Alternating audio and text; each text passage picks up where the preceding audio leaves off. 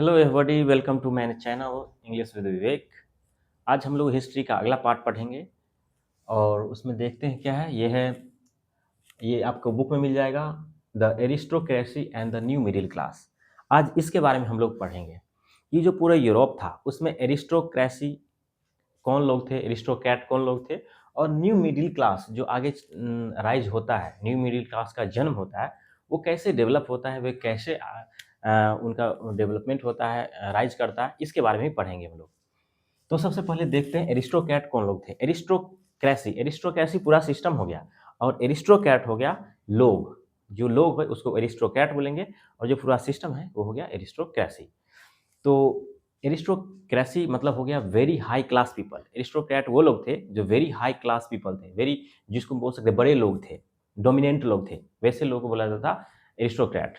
तो उनके बारे में और कुछ जानेंगे हम लोग। एक्चुअली में ये देख रहे हैं कि जो अगर ये यूरोप है, मान लीजिए अगर ये यूरोप है, तो इसमें जो एरिस्टोक्रेट लोग थे वो उनका क्या उसमें डोमिनेशन था, वो कैसे डोमिनेट करते थे, और उनके बारे में विशेष जानकारी हमको इसमें मिलेगा कि एरिस्टोक्रेट लोग कैसे थे और उन क्या करते थे।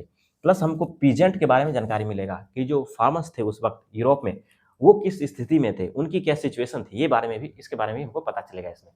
तो पहले हम देख लेते हैं एरिस्टोक्रेट के बारे में। एरिस्टोक्रेट जो लोग थे उसके बारे में देख लेते हैं। पहले देखते हैं कि लिखा हुआ है कि socially and politically aristocracy was the dominant class in Europe. पूरे यूरोप में, सपोज दिस इज यूरोप, पूरे यूरोप में जो है एरिस्टोक्रेट लोग का डोमिनेशन था, उनका प्रभुत्व था, उनका प्रभाव था। डोमिनेशन मतलब प्रभाव था। तो सोशली लिखा है, सोशली का मतलब होता है सोसाइटी में भी उनका बहुत बड़ा स्थान था, एंड पॉलिटिकली, और राजनीति में भी, पॉलिटिक्स में भी उनका बहुत बड़ा स्थान था। वे बहुत डोमिनेंट हुआ करते थे। पूरे यूरोप की बात कर रहे हैं। दे वर वेरी पावरफुल, ये हो गया। इसमें लिखा है दे वर वेरी पावरफुल, वो लोग बहुत ज़्यादा पावरफुल हुआ करते थे। डोमिनेंट क्लास थे ना, तो उनके पास बहुत ज़्यादा पावर था। बट स्मॉल इन नंबर्स, लेकिन उनकी जनसंख्या कम थी, उनकी पॉपुलेशन कम थी। बहुत ही उनके पास पावर था, बट उनकी जो पॉपुलेशन था ओवरऑल पूरा यूरोप में, वो कम था। The member of this class had similar life style across Europe. जो भी लोग एरिस्टोक्रेट हुआ करते थे, उनकी लाइफ स्टाइल आपस में मिलती जुलती थी, सिमिलर लाइफ स्टाइल थी। सपोज अगर हम मान लिए एक ब्राह्मण है, तो एक ब्राह्मण की जो लाइफ स्टाइल है वो थोड़ा बहुत दूसरे ब्राह्मण से जरूर मिलता होगा। तो इसी तरह से जो एरिस्टोक्रेट लोग थे, उनकी लाइफ स्टाइल आपस में मेल जोल खाती थी, सिमिलर थी, ये बता रहे हैं। उसके बाद है कि दे हैड बिग हाउसेस। अब उनकी प्रॉपर्टी के बारे में बता रहे हैं कि उनके बड़े बड़े घर हुआ करते थे। कहाँ पे? टाउन में उनके बड़े बड़े घर थे। बिग एस्टेट्स, उनके पास बहुत जागीर हुआ करते थे, जमीन जायदाद हुआ करते थे। कहाँ पे? कंट्री साइड मतलब क्या? गाँव में, देहात में, विलेज में। तो इनके बिग एस्टेट्स हुआ करते थे कंट्री साइड में, और बड़े बड़े घर होते थे टाउन्स में इनके। किनके? एरिस्टोक्रेट लोगों का। Aristocrat use French language. ये लोग कौन सा लैंग्वेज यूज करते थे बोलने में? तो फ्रेंच लैंग्वेज यूज करते थे for the purpose of diplomacy. किस पर्पस से यूज करते थे? डिप्लोमेसी के लिए। डिप्लोमेसी का मतलब हो गया कि कोई भी पॉलिटिकल काम के लिए ये लोग फ्रेंच लैंग्वेज का यूज करते थे। पॉलिटिकल काम मतलब लीडरशिप के लिए, किसी तरह का अगर मीटिंग है या फिर पॉलिटिकल एक्टिविटीज के लिए ये लोग यूज करते थे फ्रेंच लैंग्वेज। तो पॉइंट टू बी नोटेड, ये लोग फ्रेंच लैंग्वेज यूज करते थे। Their families were connected through marriages. इनके जो परिवार हुआ करते थे या इनके जो ग्रुप हुआ करते थे, ये आपस में किससे कनेक्ट होते थे? तो मैरिज के थ्रू आपस में इनका शादी हो जाता था। मतलब एक एरिस्टोक्रेट का दूसरे फैमिली में शादी हुआ, फिर उनका तीसरे में शादी हो गया। तो इससे मैरिज के थ्रू ये आपस में कनेक्ट रहा करते थे। तो कनेक्शन होता था इनका मैरिज के थ्रू। तो आपने समझ लिया कि ये पूरे यूरोप था। पूरे यूरोप में एरिस्टोक्रेट कौन थे? डोमिनेंट लोग हुआ करते थे, सोशली पॉलिटिकली। इनके पास बहुत ज़्यादा जमीन जायदाद हुआ करते थे। ये लोग फ्रेंच लैंग्वेज यूज करते थे। इनकी परिवार आपस में कनेक्ट हुआ करती थी थ्रू मैरिजेज। इनकी लाइफ स्टाइल आपस में मिलती जुलती थी। तो ये थे एरिस्टोक्रेट लोग। अब आगे देखते हैं, यहाँ पीजेंट्स भी थे। पीजेंट्स मतलब क्या? फार्मर्स भी थे यहाँ पे। तो देखिए फार्मर्स के बारे में क्या बताया गया। मेजोरिटी ऑफ द पॉपुलेशन, जो पूरे यूरोप थे ना, पूरा यूरोप का जो मैक्सिमम पार्ट था ना, ये इसमें रहते थे पीजेंट्स। इसमें रहते थे पीजेंट्स, यानी फार्मर्स रहा करते थे। मेजोरिटी पार्ट में, जबकि इसकी जनसंख्या की थी, क्या था, कम था, स्मॉल, कम था। वेस्टर्न यूरोप में north east, north south east west, तो वेस्ट वाला पार्ट ये हो गया वेस्ट। तो इस पार्ट में की बात कर रहा है western Europe, family farming by tenants. यहाँ की जो फार्मिंग हुआ करते थे, यहाँ पर जो खेती हुआ करते थे, किसके द्वारा होता था, टेनेंट्स के द्वारा। टेनेंट्स मतलब हो गया किराएदार किसान, टेनेंट्स मतलब जो रेंटेड किसान होते थे उनके द्वारा ये फार्मिंग यहाँ पर किया जाता था।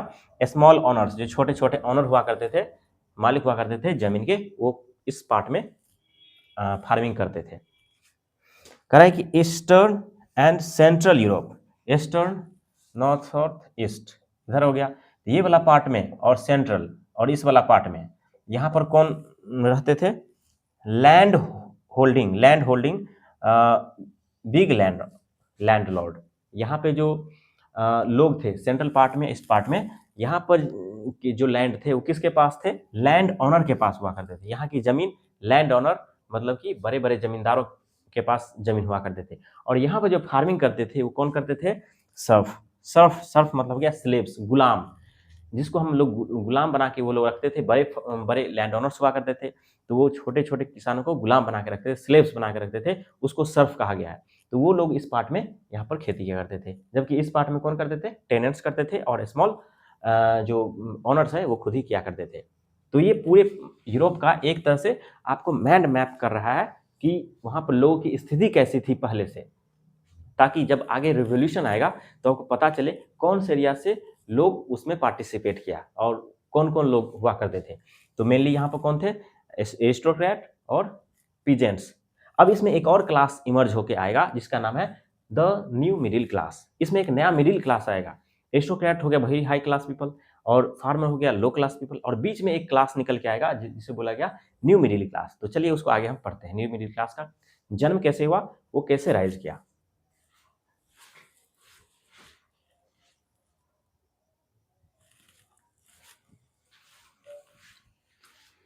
तो आगे देखते हैं इसमें कि हम बोले थे कि इसमें न्यू मिडिल क्लास अराइज होगा, ये उनका डेवलपमेंट होगा, इनका जन्म होगा। तो देखिए इनका जन्म, न्यू मिडिल क्लास का जन्म कैसे हुआ, जिसे हम आज कहते हैं कि बहुत सारे लोग खुद बताते हैं हम लोग मिडिल क्लास के हैं। तो उस मिडिल क्लास का जन्म कैसे हुआ, कैसे एग्जिस्टेंस में आया, वो आज देखते हैं हम लोग। इंडस्ट्रियलाइजेशन पढ़ना पड़ेगा इससे पहले कि इंडस्ट्रियलाइजेशन का मतलब होगा न्यू न्यू फैक्ट्री का विकास होना, नई न्यू फैक्ट्री लगना, नई टेक्नोलॉजी आना। आपको पता है कि जब यह इंडस्ट्रियलाइजेशन होगा, नई न्यू इंडस्ट्री फैक्ट्री लगेंगे, तो उसमें चीज़ें का प्रोडक्शन होगा, और जब चीज़ें का प्रोडक्शन होगा तो उसमें आपको लेबर की ज़रूरत पड़ेगी, उसमें वर्कर्स की काम ज़रूरत पड़ेगा। फिर उसमें जो टेक्नोलॉजी को यूज़ करेगा उसके लिए हमको डॉक्टर्स, इंजीनियर्स, फिर टीचर्स की ज़रूरत पड़ेगा, जो कि टीचिंग पर उसके उस मामले में आपको पढ़ा सके, बता सके, ट्रेन कर सके, तो बहुत सारे लोगों की ज़रूरत पड़ेगा। तो यही सब लोग जा कर के आगे जो है न्यू मिडिल क्लास बन जाएंगे। आगे देखते हैं पहले इंडस्ट्रियलाइजेशन। जैसे ही इंडस्ट्रियलाइजेशन स्टार्ट हुआ 1750 के बाद इंडस्ट्रियलाइजेशन आ गया। और कहाँ आया, सबसे पहले इंग्लैंड में आया। मतलब सबसे पहले इंडस्ट्री कहाँ लगाया गया पूरी दुनिया में, तो वो था इंग्लैंड। इंग्लैंड में ही इसकी शुरुआत हो गई, इंडस्ट्री वहीं से लगना शुरुआत हुआ 1750 के बाद। स्टार्ट तो हो गया, लेकिन रिच्ड फ्रांस। ये जो इंडस्ट्रियलाइजेशन था, मतलब दूसरे देशों में जो इंडस्ट्रियलाइजेशन है, कब पहुंचा, फ्रांस और जर्मनी में पहुंचा 19th सेंचुरी में। तो हम लोग फ्रांस के बारे में पढ़ रहे हैं अभी ना, फ्रेंच रिवोल्यूशन वगैरह। तो फ्रांस और जर्मनी में ये कब पहुंचा, तो 19th सेंचुरी में वहां भी इंडस्ट्रियलाइजेशन स्टार्ट हो गया। जब ये इंडस्ट्रियलाइजेशन स्टार्ट हुआ तो उससे क्या होगा, द ग्रोथ ऑफ टाउन्स। जैसे इंडस्ट्री बढ़ेगी तो आसपास के जो टाउन है उसकी ग्रोथ बढ़ेगा, वो डेवलप करेगा। तो ग्रोथ काफ़ी तेज़ी से जो है टाउन्स जो थे, जो शहर थे, सिटीज़ थे, उनका विकास काफ़ी तेज़ी से होने लगा। कॉमर्शियल क्लासेस, आपको पता है कि जैसे सामान का प्रोडक्शन होगा तो उसको सेल करने के लिए हमको बिजनेसमैन की जरूरत पड़ेगा। तो कॉमर्शियल क्लास का डेवलपमेंट हो गया वहाँ पर, उसको सेल करना, उसको आगे बढ़ाना है मटेरियल को। तो कॉमर्शियल क्लास, कॉमर्शियल मतलब हो गया ट्रेडिंग से संबंधित है, बिजनेस से संबंधित रिलेटेड वर्ड। तो उसको सेल करने के लिए हमको एक नया क्लास का विकास वहाँ पर हो गया, वो था कॉमर्शियल क्लास। इसका भी तेजी से विकास हुआ। और ड्यू टू इंडस्ट्रियलाइजेशन, ये जो इंडस्ट्रियलाइजेशन आया इसकी वजह से क्या हुआ, टू सोशल ग्रुप अराइजेस, ये अरोज, दो सोशल ग्रुप एक्चुअली में बने, सोसाइटी में दो नए ग्रुप का विकास हुआ, किस के द्वारा? इंडस्ट्रियलाइजेशन के द्वारा। इंडस्ट्रियलाइजेशन मतलब न्यू फैक्ट्री, न्यू कंपनी जब इस्टेब्लिश हुए तब। जो पहला था वो था वर्किंग क्लास पॉपुलेशन। आपको पता है कि जैसे जैसे ही फैक्ट्री लगेगा तो उसमें काम करने के लिए मजदूर की जरूरत पड़ेगा, लेबर की जरूरत पड़ेगा, तो वो एक क्लास बन गया, working class population. Working class population का जन्म हो गया वहां पे, जिसमें कौन लोग आते थे? फैक्ट्री वर्कर्स और लेबर्स। फैक्ट्री में जो काम करने वाले लोग थे और लेबर्स जो बाहर से आके वेजेस पे काम कर सकते थे। तो यहाँ पे एक नए ग्रुप का जन्म हो गया। दूसरा एक नया ग्रुप आया, वो था मिडिल क्लास पॉपुलेशन।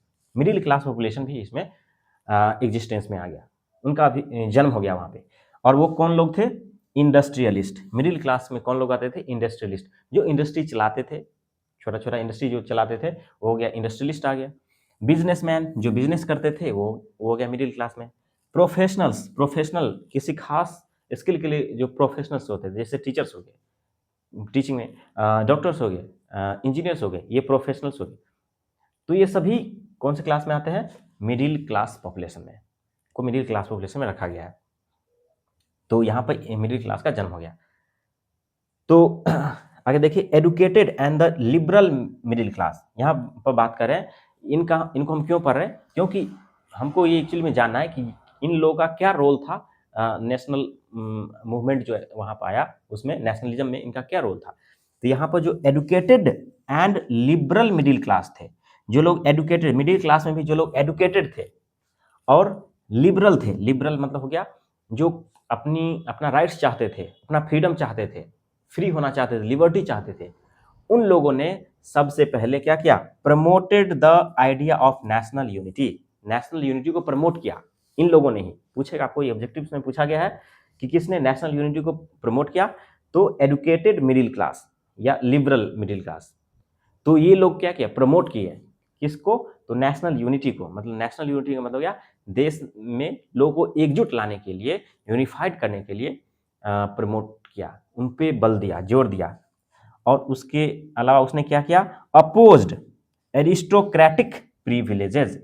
जो एरिस्टोक्रेट लोग थे यूरोप में, जो हाई क्लास सोसाइटी के लोग थे, उनको बहुत सारा प्रिविलेजेस, बहुत सारा स्पेशल राइट हुआ करता था, स्पेशल अधिकार उनको दिया जाता है गवर्नमेंट के द्वारा।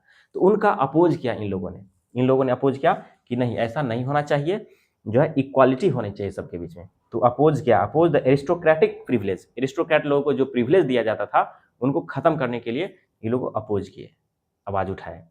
तो इस तरह से एजुकेटेड मिडिल क्लास का रोल रहा बहुत बड़ा नेशनल यूनिटी को प्रमोट करने में, और जो प्रिविलेज था एरिस्टोक्रेट को, उसको डिग्रेड करने में, उसको कम करने में। तो ये है न्यू मिडिल क्लास का अराइजेस, कैसे वो अराइज हुआ, कैसे एग्जिस्टेंस में आया। Thank you.